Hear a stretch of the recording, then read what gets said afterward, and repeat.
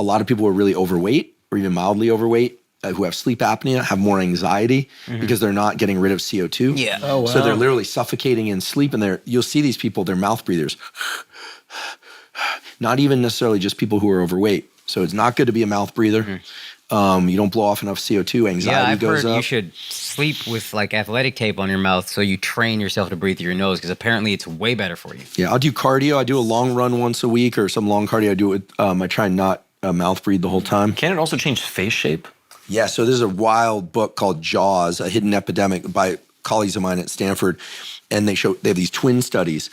One kid grows up in a culture where they eat a lot of soft food, drinking Capri Sun, eating applesauce, baby food. The other one is, got stuck in the jungle or wherever it is, and they're chewing on bones and chewing their food. And one kid, these are identical twins, has beautiful jaw structure and high cheekbones, and the eyes look nice and clear. The other kid is like droopy, the teeth are there in their mouth breathing. They show this, there's one case of this young girl who she got a pet hamster, I think it was, got a allergy to the hamster, and literally took this beautiful young girl, and her face just starts aging at a rapid rate. They get rid of the hamster. She goes back to nasal breathing. They do a little encouragement of nasal breathing using the mouth closure thing at night, do a little bit of medical tape. And like these beautiful, almost like model-esque features come back in this girl.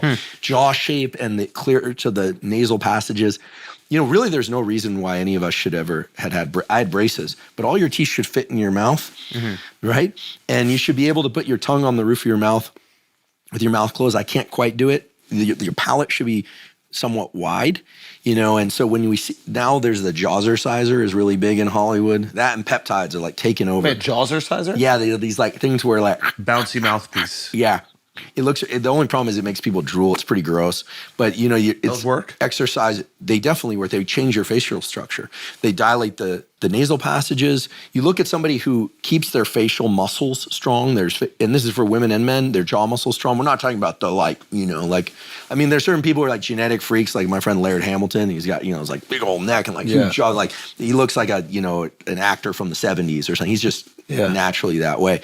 But people who care about their facial structure, especially who don't want, a lot of people are concerned with like, what's going on with my skin? A lot of women and men are like putting all this stuff on to figure out how to get rid of the droopy eyes. It's actually a facial muscle issue.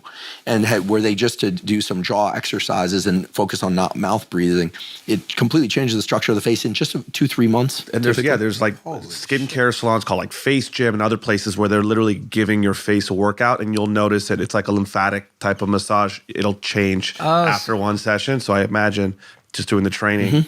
Yeah. So when girls are getting like, maybe this doesn't work actually. When girls are getting filler to like put in like they have the hollow space or whatever here or here, does that?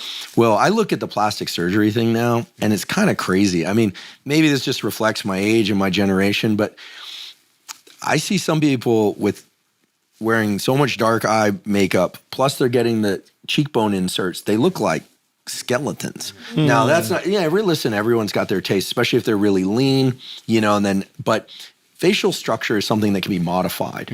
And so chewing hard foods is something we used to do a lot more. All this slurping down of food and calories we know isn't good from the obesity side, but it's also not good from the jaw structure, teeth structure, face structure. And it's all related. So that book Jaws is amazing. People can just look it up online if they want to buy the book. Just do Jaws, mouth structure, face structure, and then just go images, and you'll see these pictures. And this was known in the 1800s. There was a book called Shut Your Mouth by a British doctor who talked about the fact that people who snore, sleep like this, and then during the daytime they become mouth breathers. He said they become less attractive than the people who are nose breathers. Yeah, it's pretty interesting. Fuck.